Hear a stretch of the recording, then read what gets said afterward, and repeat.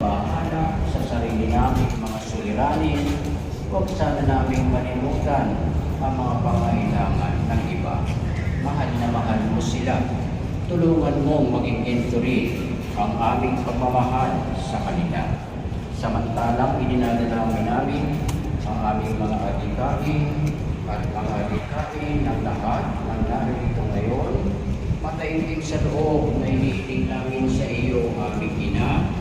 Tulungan mo kaming mga pagdulot ng aliw at ginhawa sa mga may sakit at sa mga malapit ng sumakabilang buhay, makapagbigay ng pag-asa sa mga naluha at walang hanap buhay, pagpahilom ng sugat ng mga puso basa, makiisa sa pagkilos ng mga inaapi at turuan ng katarungan ang mga sa kanila'y ng api at ibalik sa Diyos ang lahat ng mga nagkasala sa Kanya.